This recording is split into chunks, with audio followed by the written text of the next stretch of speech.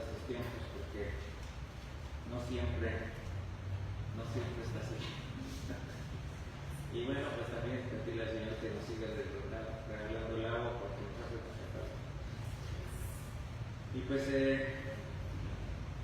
siempre con el gusto de estar con ustedes aquí en Guanajuato, aquí en mi casa de García, Guanajuato. Y pues vamos a tomar un estudio el día de hoy. Y antes de comenzar, pues vamos a ponernos en las manos de nuestro Señor. Bendito Padre, te damos muchísimas gracias por la bendición que podemos permitir estar junto contigo, Señor. Siempre será un privilegio estar en tu casa, siempre será un privilegio estar delante de ti. Y sabemos que esto no es porque tengamos algún mérito digno de poder estar delante, Señor.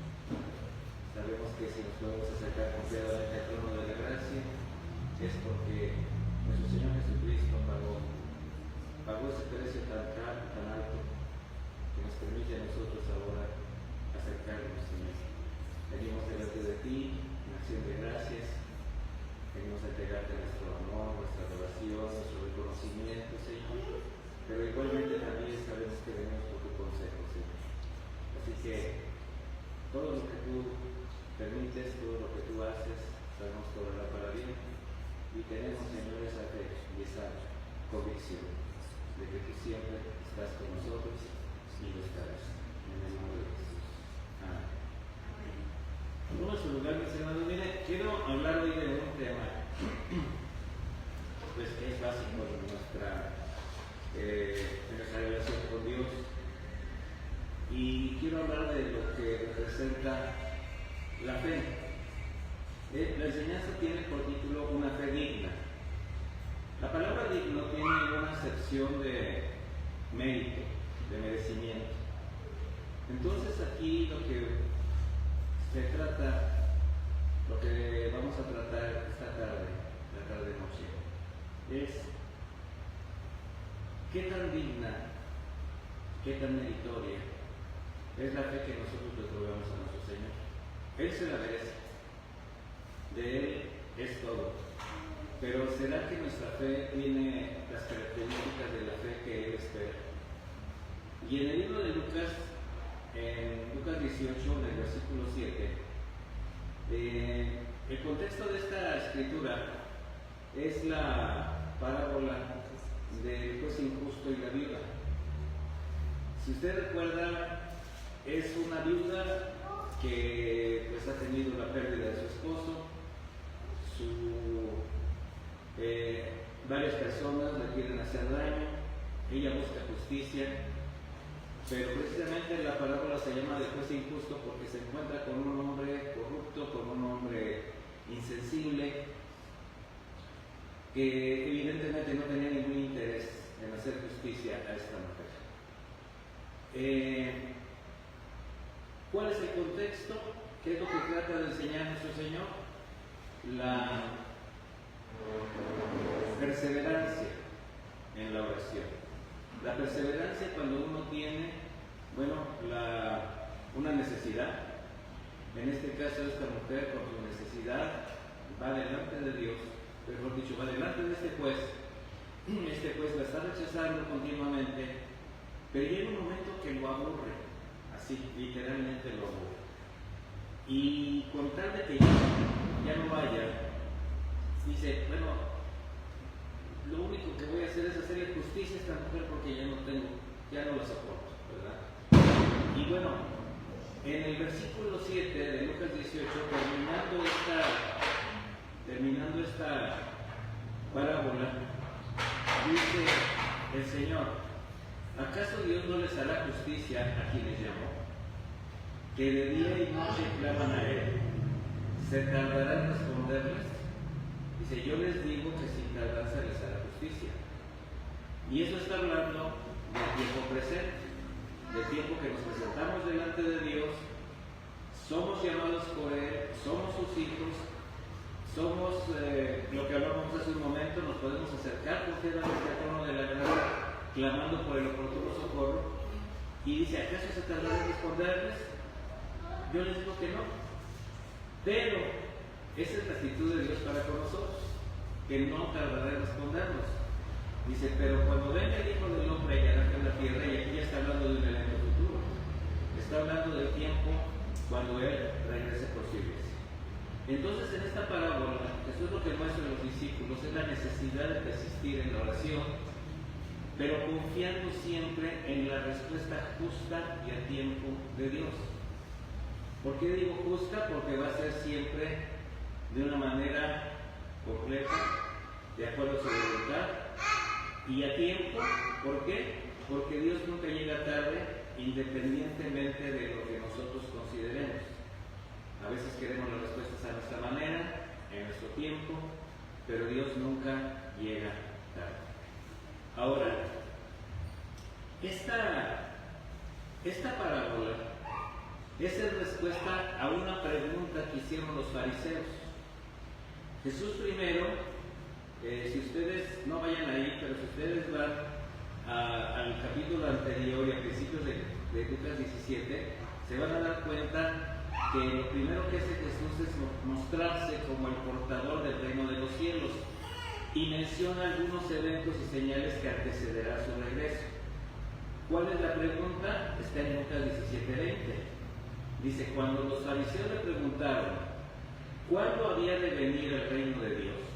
Él le respondió, el reino de Dios no vendrá con advertencia, ni se dirá aquí está o ahí está, porque el reino de Dios está entre ustedes. O sea, el reino de Dios ya está aquí.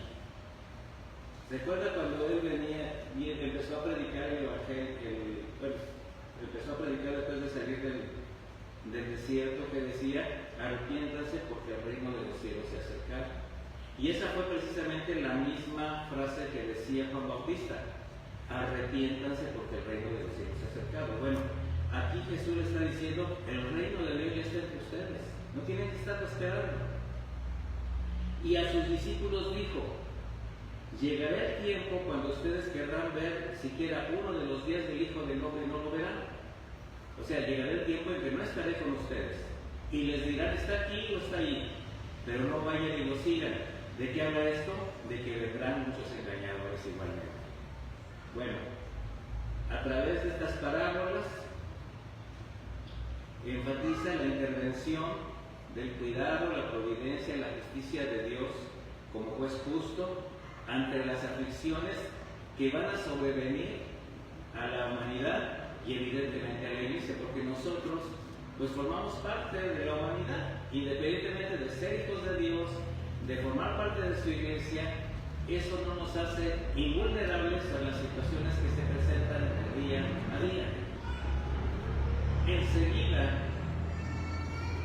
él refiere una parábola, la del fariseo y el publicano. Aquí hay 3 parábolas seguidas y en esta ya expone la lamentable condición espiritual de quienes confían en su propia justicia. Entonces, estas 3 parábolas, si ustedes las quieren ver así de corridito, se van a dar cuenta que nos permiten ver el interés de Jesús de establecer en el corazón de sus discípulos y obviamente de nosotros el verdadero sentido de la fe que Él espera hallar en sus hijos y cuando Él regrese. Por eso Él dice, pero cuando regrese el Hijo del Hombre hallará, y la palabra hallar en el griego Él utiliza en la traducción, ese vocablo significa encontrar, sí, pero con la intención de haber buscado minuciosamente algo que deseaba ardientemente. O sea, no es nada más llegar y encontrar. O sea, esto indica por el vocablo que Jesús está buscando con mucha atención esa fe que Él espera encontrar. Ahora, de aquí viene una pregunta. ¿A quién creen que está dirigida la frase, pero cuando venga el Hijo del Hombre hallará fe en la tierra? A quienes a causa de diferentes intereses, ignorancia, forma de pensamiento, incluso religiosidad, no conocen a Jesús. O para los que creen. ¿Para qué quién crees que es esta frase? Esta pregunta. Es para nosotros. O sea, para todo aquel que por la fe ha sido justificado. Estamos hablando de nosotros, de ti y de mí. Recordemos que con esta parábola Él enseña la importancia de la perseverancia en una respuesta justa. O sea, nosotros estamos esperando una respuesta justa en medio de una situación injusta, porque normalmente vivimos situaciones que no son justas. No sé si se dan cuenta que la mayor de las veces estamos viviendo situaciones que tú dices, bueno, pero ¿por qué sucede esto? ¿Por qué me está pasando aquello? Bueno, pues porque vivimos en un mundo corrupto, nada más por eso, ¿verdad? Jamás debemos olvidar que por causa del pecado vivimos en un mundo injusto, en medio de una sociedad injusta, pero con una gran necesidad del único Dios justo para que Él haga la obra en cada corazón, aunque muchos no lo crean o no lo quieran. Pero el deseo de Jesucristo es encontrar al final de los tiempos en el corazón de sus redimidos esa fe. La fe que persevera, la fe que a pesar de las injusticias te permite estar de rodillas confiando que tus oraciones van a ser escuchadas por ese juez justo y que a su tiempo serán contestadas. No obstante, por la condición natural del hombre o por la religiosidad, el concepto de fe que se ha adoptado a lo largo de la historia siempre ha tenido más bien con lo que llena las expectativas personales. Tú le preguntas a una persona si tiene fe, ¿qué crees que te va a decir? Que sí. Pero siempre va a ser buscando lo que le conviene, bajo su propia perspectiva moral, incluso religiosa. Y esto ha sido causa de grandes conflictos sociales, de muchas consecuencias, ya que el hombre, estoy hablando del hombre que no confía realmente en Dios, aunque lo diga, no tiene ningún problema en poner su fe en las cosas tangibles, en lo material, en lo moralmente humano. ¿Por qué? Porque no pone su mirada en el único que tiene y que está esperando la fe y en el único que nos va a dar una respuesta justa. Por eso a la mayoría le es prácticamente normal depositar su fe en las riquezas, en el poder, en el prestigio, como dice el apóstol Juan, en el deseo de los ojos, los deseos de la carne, la vanagloria de la vida. También es muy común que las personas pongan su fe en sus habilidades, en sus talentos, en sus argumentos, en sus juicios. Por eso, aunque la fe y la capacidad de relacionarnos con Dios forman parte de lo que Él nos dio en el instante de nuestra creación, por la condición espiritual bajo pecado, normalmente menospreciamos esa relación. En su soberbia, en su codicia, en una desmedida autosuficiencia, el hombre se hace idólatra hasta de sí mismo, ejerciendo una fe racional al poner su confianza a lo creado y no al creador, creando de algo santo o haciendo de algo santo algo blasfemo. Y esto ha sido siempre, mis hermanos. El hombre siempre tratando de poner por encima de Dios las cosas que le llaman la atención, y al poner su fe en eso, pues todo eso siempre le va a traicionar. Las cosas materiales se acaban, las personas se van, las personas se mueren. Entonces llega un momento en que cuando tú pones tu fe en las cosas tangibles y todo eso se te derrumba, ¿qué sucede? La gente se frustra. Cuando Jesús vino a este mundo, por la conveniencia y la intolerancia de los grupos religiosos que se disputaban la autoridad espiritual sobre el pueblo judío, todo lo relacionado con la palabra de Dios conocida en ese tiempo fue causa de división, fue causa de violencia.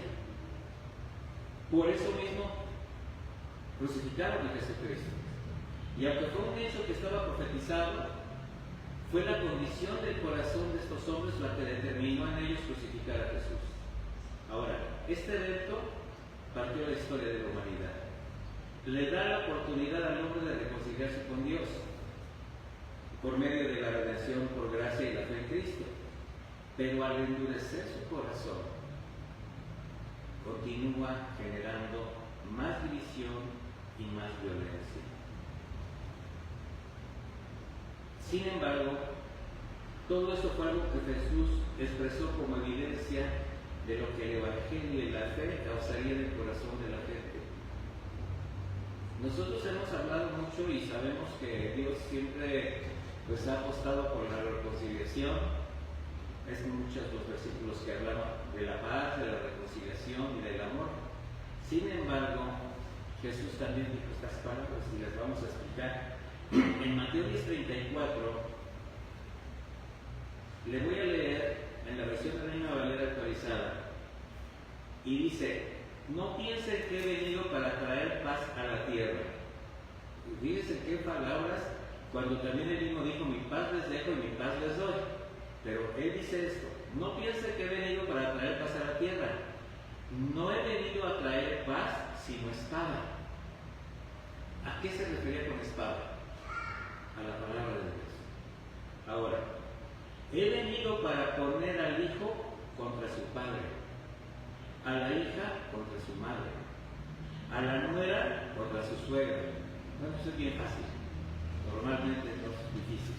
Los enemigos del hombre serán los de su casa. Imagínense, los enemigos del hombre serán los de su casa. Ahora, ¿a qué se está refiriendo el Señor Jesús? Porque viéndolo desde ese punto de vista tú dices: bueno, entonces, ¿qué pasó?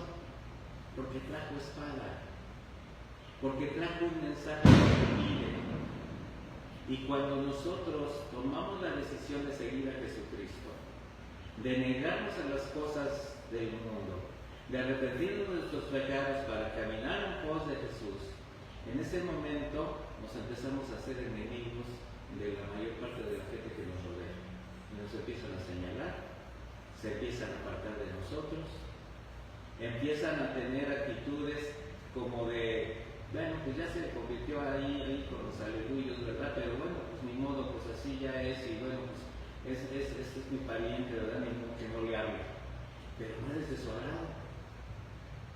Por eso dice: no he venido a traer paz. ¿Por qué? Porque la palabra divide. Ahora, ¿qué es lo que el Señor espera? Que todos asuman ese mismo carácter, que todos reciban la palabra de Dios para que cambien sus vidas. ¿Por qué? ¿Por qué el mundo te rechaza? Porque ya no vives como el mundo. Ya te enjuician por fuera, o sea, ya es un señalamiento. Y sigue diciendo: el que ama a su padre o a su madre más que a mí, no es digno de mí. El que ama a su hijo y a su hija más que a mí, no es digno de mí. A ver, ¿qué está diciendo?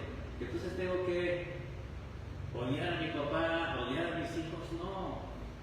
Esto significa: el que pone por encima de mí, padre, madre, hijos, no es digno de mí. ¿Por qué?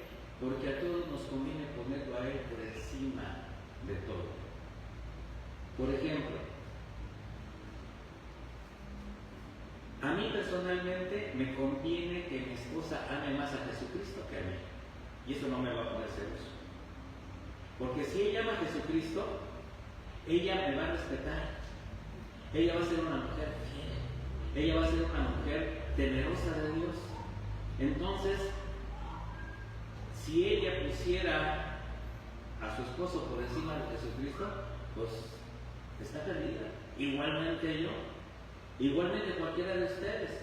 Entonces no es aborrecer a nuestra familia, a nuestros papás, a nuestros hijos, sino simplemente que no poner ninguna causa antes de Jesús, porque eso es lo que va a permitir que precisamente por tener a Jesucristo nosotros los vamos a amar más a ellos. Yo amo más a mi familia porque el amor de Dios está en mi corazón. Ahora los veo de una manera diferente. Y eso no quiere decir que no los amara antes. Eso quiere decir que ahora mi amor es más profundo. ¿Por qué? Porque entiendo todo lo que el Señor ha hecho en mi vida. Y sigue diciendo: el que no toma su cruz y me sigue no es digno de mí. El que haya su vida la perderá, y el que pierde su vida por causa de mí la hallará. ¿Esto de qué habla? De la negación personal de cada uno de nosotros. a los placeres, a las cosas materiales, buscando el reino de Dios primeramente y su justicia, pues convencidos de que todo lo demás vendrá por añadidura. O sea, no hacerlo al revés. Ahora, con el paso del tiempo, esta división ha provocado la aparición de gran cantidad de doctrinas, de religiones, de sectas, de movimientos espirituales, incluidos grupos evangélicos cristianos que tienen una impresionante diversidad en las prácticas de su propia fe. Es lamentable ver cómo es muy fácil para algunos levantarse como pastores, levantar iglesias, ya parecen oxos, ¿verdad? Sale una iglesia por acá, sale otra iglesia por acá, y de repente no sabes a quién dan cuentas, quién los cubre, de dónde vienen, y eso ha causado mucho daño a la iglesia y división.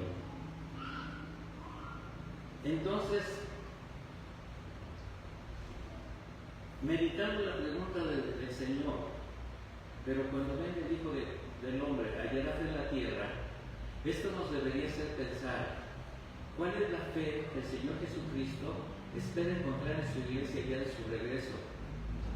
Pero también valdría la pena meditar personalmente si es la fe que nos sostiene hasta hoy en el día a día y que nos permitirá perseverar hasta el fin. Cuando venga el Hijo del Hombre, pero también es cuando te llame. Porque igual viene, igual y te llama. Si Él en este momento te llama, está en ti la fe que Él espera.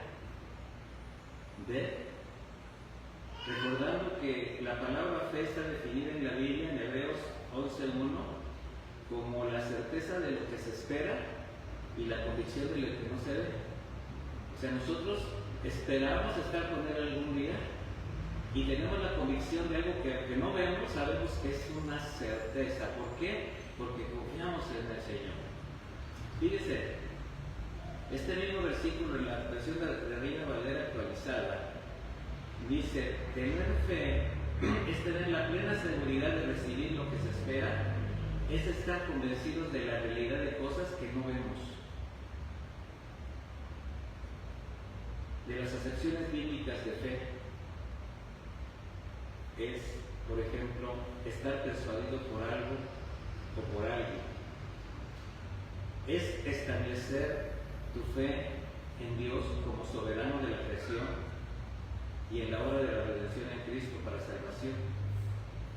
De ahí que la palabra creyentes, cuando se le empezó a llamar a los primeros seguidores de Cristo creyentes, la palabra creyentes se traduce como los que confían.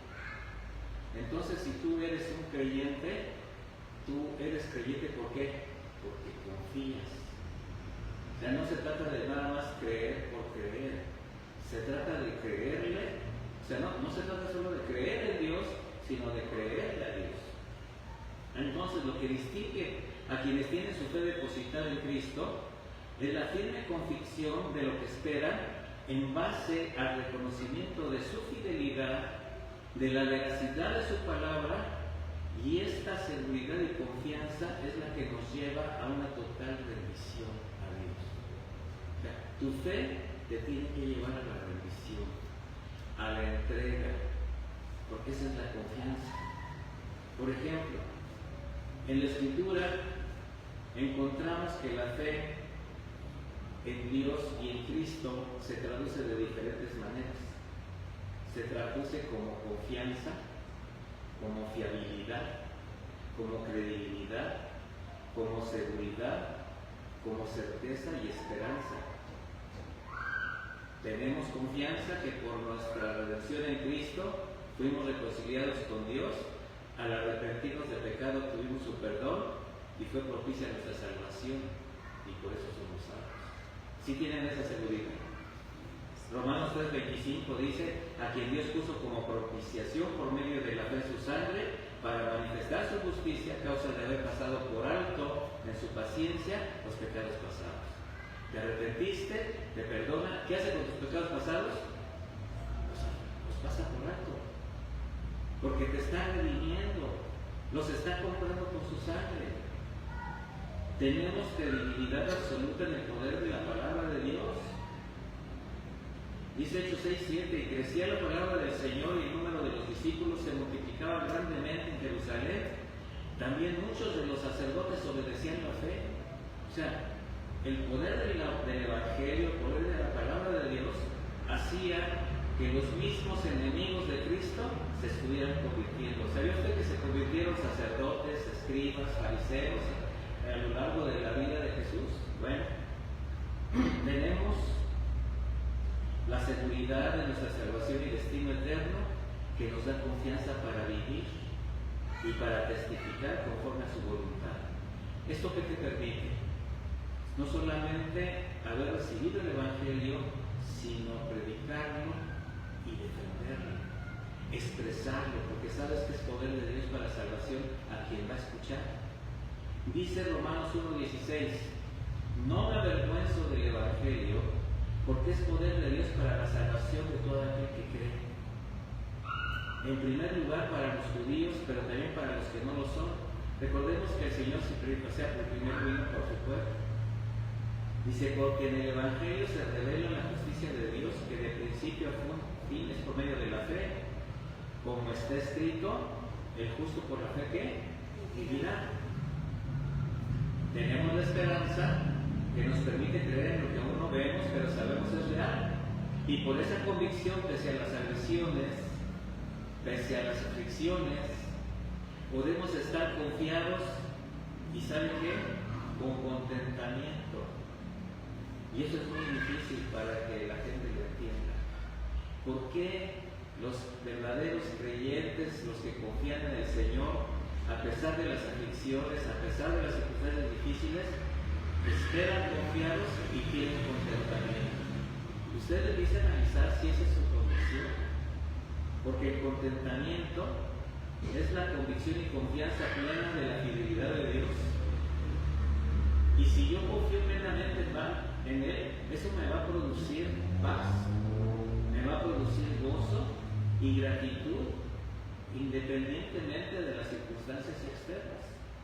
Por tanto, el verdadero contentamiento no depende de las circunstancias. Y hay quien se mueve por las circunstancias. Si me va bien, estoy a gusto. Si hay dinero, estoy contento. Si la gente me acepta, qué bueno, todo está bien. Pero si las cosas empiezan a moverse, ya no. Entonces, el contentamiento del creyente no depende de las circunstancias, sino que depende de la naturaleza inmutable de Dios. Porque sabemos quién es Él. De manera que cuanto más le conocemos, más le confiamos en Él, más le amamos y más dependemos de Él. Dice Romanos 5:5, y la esperanza no avergüenza, porque el amor de Dios ha sido derramado en nuestros corazones por el Espíritu Santo que nos fue dado. Tenemos la certeza de su protección, de su cuidado, de su providencia. Mateo 6:31 dice, por tanto, no se preocupen ni se pregunten qué comeremos, o qué beberemos, o qué vestiremos, porque la gente, aquí habla de la gente que no conoce, el carácter del Señor. Dice, porque la gente anda tras todo esto, pero su Padre Celestial sabe que ustedes tienen necesidad de todas estas cosas. Por lo tanto, busquen primeramente el reino de Dios y su justicia, y todas las cosas les serán añadidas. Pero lo más interesante es el versículo 34, además, donde dice, así que no se preocupen por el día de mañana, porque el día de mañana traerá sus propias preocupaciones. Ya bastante tiene cada día con su propio mal. Mire, el día a día es para vivirlo en el momento en que usted lo está viviendo. Pero si usted se está preocupando por lo que va a pasar, por lo que viene, por lo que va a poder hacer o no va a poder hacer, no va a poder ni dormir. Ciertamente no. Entonces la confianza en el Señor es lo que nos permite entender que el día de hoy pasó y espera del Señor el día de mañana. Entonces, quien no conoce a Dios, por eso dice, la gente busca estas cosas, pues aunque lo diga no confía, y por eso busca soluciones a su manera, toma atajos, trata de resolver las cosas a su manera, no confía en el Señor. De hecho, se hace idólatra, menosprecia la provisión de Dios al tener puesta la mirada en las cosas de abajo. No así los que confían en el Señor.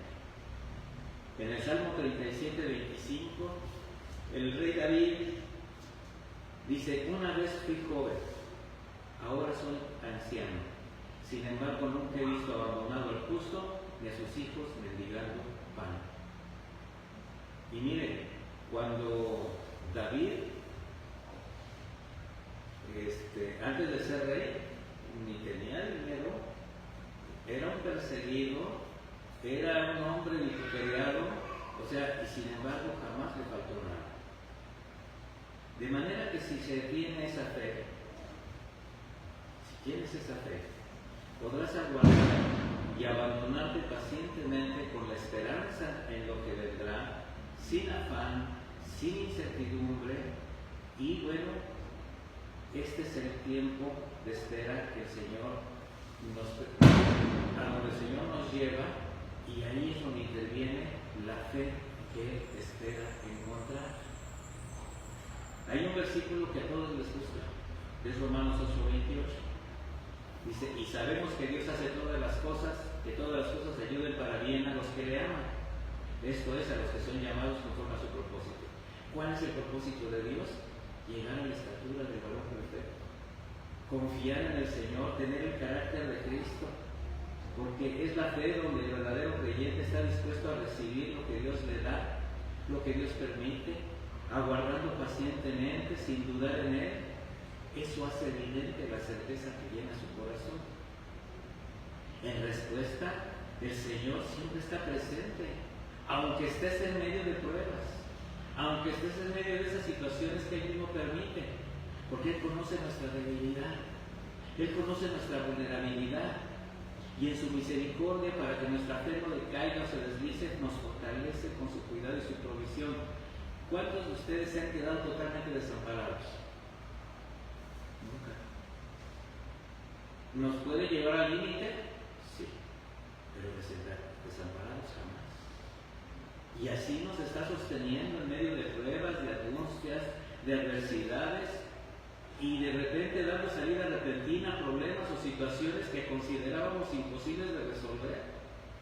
¿Cuántos han estado al límite de decir: mañana no paso, mañana no amanezco, mañana se acabó todo?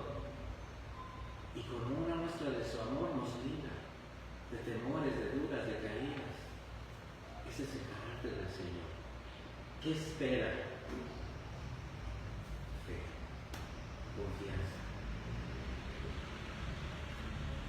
Todo a fin de que nuestra fe y confianza reposen en Él, confiados en que Él todo lo puede. ¿Sí está convencido que Dios todo lo puede?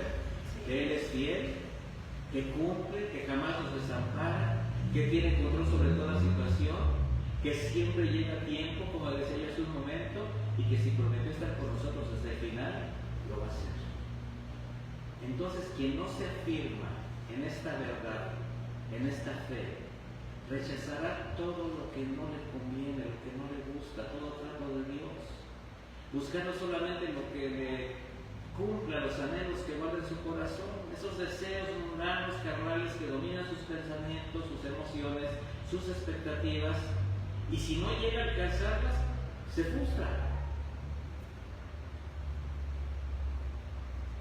La Escritura nos muestra muchos testimonios de la necesidad de pasar por tribulaciones y circunstancias, permanecer en la fe, porque eso ha llevado a la gente a otro nivel. Por ejemplo, si Lázaro no hubiese muerto, Marta y María no hubiesen reconocido a Jesucristo como la resurrección y la vida. Si David no hubiese sido perseguido por Saúl, no hubiese conocido al Señor como su fortaleza. Si el pueblo de Israel no hubiese estado bajo la esclavitud por más de 400 años en Egipto, jamás hubieran reconocido al Señor como su libertador. De la misma manera, todas nuestras experiencias, por muy duras y dolorosas que sean, debemos verlas siempre como una preparación para ver su gracia, para ver su cuidado, su provisión. Entonces, medite la respuesta. ¿Tiene la convicción que por seguir a Jesús jamás será avergonzado? Porque a eso se refirió el Señor cuando preguntó, cuando regrese a Yaret en la tierra. Es decir, ¿encontraré una fe digna de mí? En quienes me han declarado el Señor de sus vidas, Salvador, o solamente soy Dios cuando les conviene, solamente soy su Redentor cuando las cosas van bien. Recordemos que Él mismo dijo en Juan 14:1, no se turbe su corazón. ¿Creen en Dios? Crean también en mí. ¿Y turbarse qué significa? Afanarse, preocuparse, distraerse, desviar la atención a diversas direcciones. Eso te pierde y te puede llevar a la desconfianza en Dios. Y desconfiar en Dios es un pecado. Estar turbado es estar atemorizado, confundido por las cosas de este mundo. Es esa agitación emocional que solo manifiesta falta de confianza o una fe inmadura. La palabra turbarse hace referencia a aguas quietas donde cualquier racha de viento o una pequeña hoja produce movimiento. Haga de cuenta que tiene una cubeta con agua que no mueve y le echa a usted una piedrecilla y luego causa ondas. O sea, es alguien que luego se, como gelatina, ¿verdad? La más pequeña situación o argumento los puede mover y desviar de su confianza en Dios. Entonces, afirmar tu fe en el Señor es una absoluta confianza en Él para enfrentar cualquier situación que se presente, por difícil y angustiante, reaccionando con paz, con serenidad, con sabiduría. Por eso dice Hebreos 11:6, pero no es posible agradar a Dios sin tener fe, porque para acercarse a Dios uno tiene que creer que existe y que recompensa a los que le buscan. Esta es la versión de Dios habla. Muchos hablan de Dios, pero no lo conocen. Y una fe débil provoca sentimientos, ansiedad, desconfianza. ¿Se acuerdan cuando Pedro caminó sobre el mar? Como sea, Pedro caminó, pero mientras tenía la mirada puesta en Jesús. Cuando empezó a voltear a ver la tormenta, esto lo hizo dudar y finalmente provocó que se hundiera. ¿Qué le dijo el Señor cuando lo levanta? Hombre de poca fe, ¿por qué dudaste? Algo así como, si venías tan bien, mire, yo no sé cómo le hizo, pero caminó sobre el agua. No sé cuántos pasos daría, pero cuando le dijo el Señor, soy yo, ven.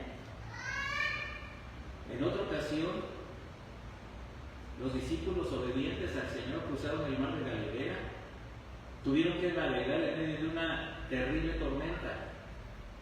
Estaban tan alterados, cansados y temerosos que cuando llegó, lo vieron como un fantasma. ¿Se acuerdan? Decían, soy yo, Jesús. Y dice, ellos lo veían como si fuera un fantasma. O sea, quitar la mirada de Jesús nos lleva a dudar. Intentar algo con nuestros recursos y fuerzas nos hunde. Así es cuando dejamos que los problemas también se levanten como grandes tormentas que ciegan nuestra fe. Entonces es cuando olvidamos que Dios está por encima de toda situación.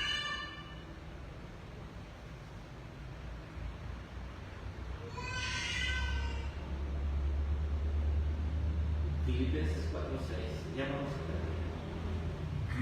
Dice, no se preocupen por nada. Esta frase se me hace así como muy fuerte para quienes todavía dicen, pero ¿cómo no me voy a preocupar? ¿Verdad? No se preocupen por nada. La versión que estoy leyendo es la traducción de Reina Valera actualizada, por eso tiene una forma de expresión más sencilla. Dice, no se preocupen por nada, que sus peticiones sean conocidas delante de Dios en toda oración y ruego, con acciones de gracias.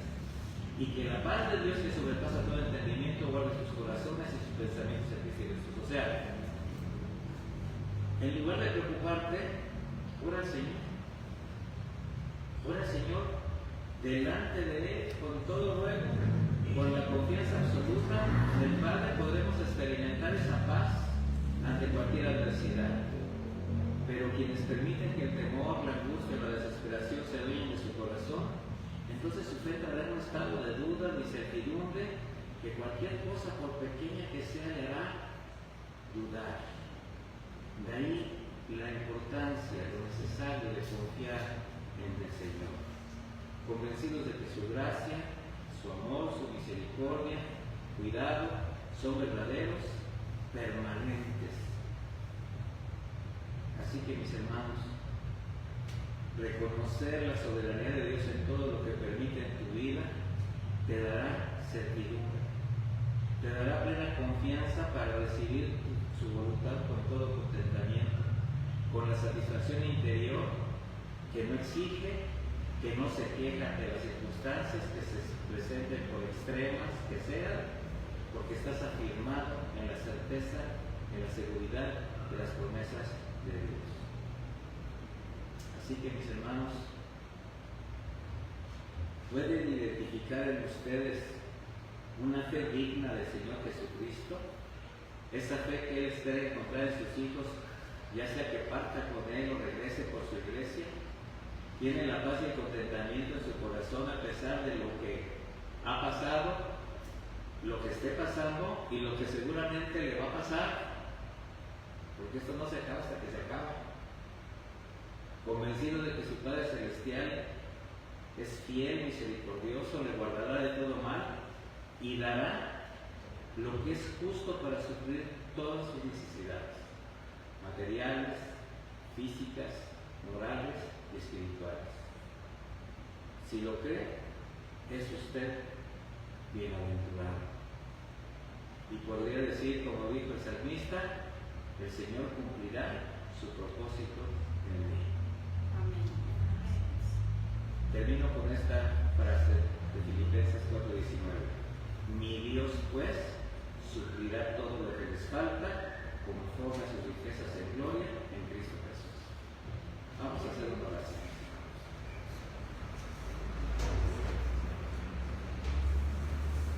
Señor, te damos muchísimas gracias por habernos permitido escuchar tu palabra, tu mensaje.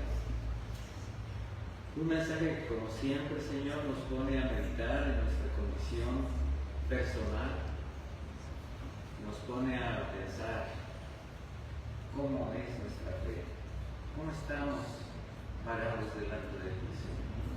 ¿Cuál es nuestra situación? ¿Aún estamos dudando? ¿Aún nos hace falta crecer?